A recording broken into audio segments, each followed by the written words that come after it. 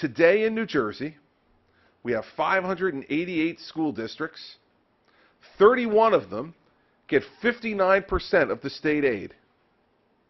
The other 557 get the remainder. $4.5 billion in state aid just to 31 districts. And what are those districts producing? In Asbury Park, where we spend $33,000 per pupil per year. Less than 50% of the students in Asbury Park are proficient in 8th grade math. In the city of Newark, where we spend $24,500 per pupil per year, you have less than 50% of the students who can graduate. And of the 50% who do not get prepared to take any bows, because the overwhelming majority of them don't deserve the diploma they get handed. And the county colleges tell us that when those students come to go to community college, that they need at least a year of remedial coursework to qualify to even sit in a college classroom. And for this, we're paying $24,500 a year. And now our Supreme Court has before it the question of whether another $1.6 billion will be the final straw that will tip us into raging success. Well, let me ask you a question. Isn't the definition of insanity doing the same thing over and over again and expecting a different result? If $25 billion doesn't fix the problem, what is another $1.6 billion going to do to fix the problem? Don't be fooled by the argument that this is a financial problem. You see, that's what the educational establishment, the teachers union, those with a vested interest in this business. And when you're at $25 billion, you're a business that people are making a profit off of. Don't let them fool you into thinking that they have the children's interest first, because they don't. You listen to numbers like that and you understand why taxpayers in New Jersey are angry. You understand why parents in failing school districts are angry, because here's the answer we give to a mother or a father who has a child in a failing school in one of these 31 districts. We say to them, listen, we know you don't have the money to send your child to another school. We don't want to open up any more charter schools that can innovate and provide a better education, because that competes with the regular public schools. I had a conversation with a teacher just the other day with the commissioner who said, why are you getting charter schools that take money away from us? I'm thinking to myself, it's not your money in the first place. Who told you it's your money? It's the money for the children, not for you. We tell them no charter schools, no school choice. And by the way, we're not going to do anything to change the conditions in your school except send your administrators more money and hope that somehow magically that fixes the problem. And our final counsel to them is, wait, it'll get better. Well, I'll tell you this. I have 4 children between 7 and 17. And I know this much. If they have one bad year in school, unless we're paying to get them tutors to help them catch up, they'll never catch up.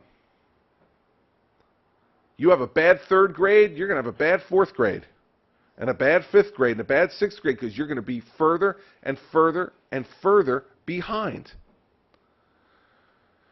So I've had some people call me emotional about this issue and call me impatient. You know what? I think this situation demands impatience. I think we've had too much patience while we've watched the American school system fall behind almost every other modern industrialized nation in the world. If you think that all of us in this room, the old people, that we're going to be able to sustain America forever based upon the great education we got, the clock is ticking.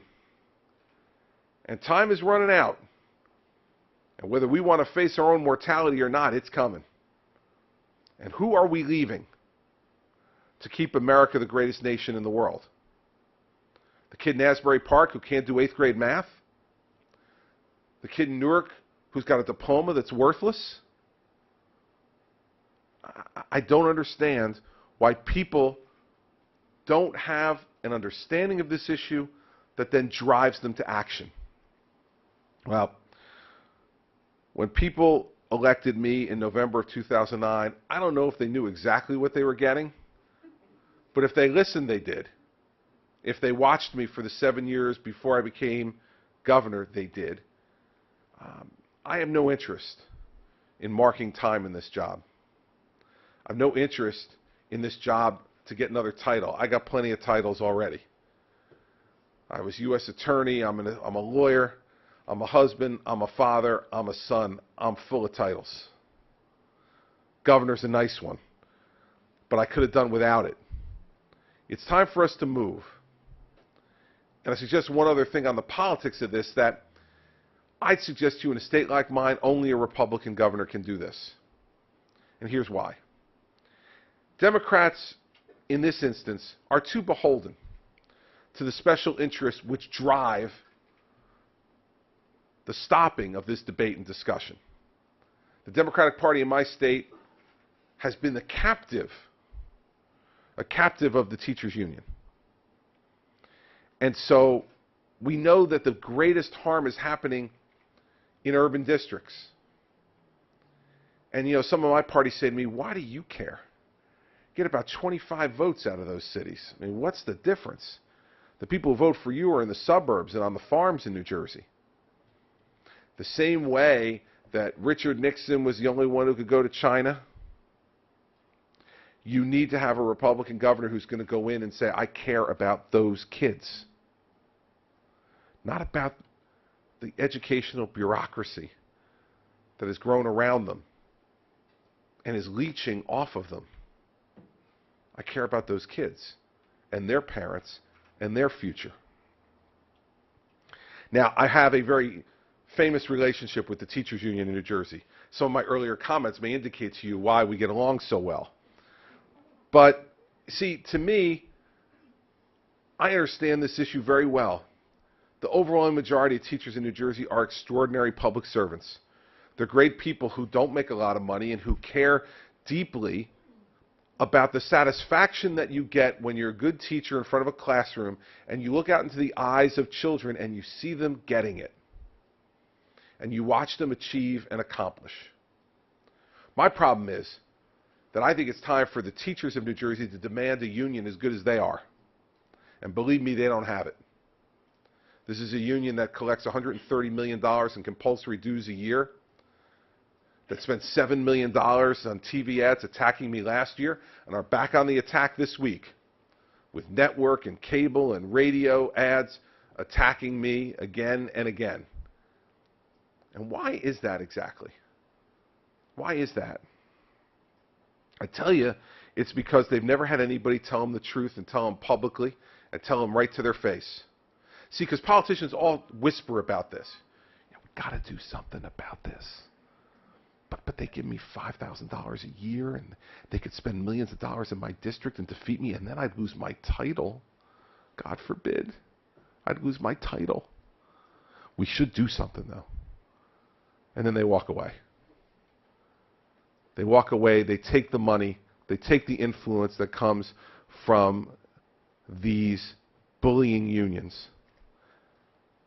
And I don't know how they sleep at night after they've done it. I don't know how they sleep at night. I don't know how those children don't jump into their mind.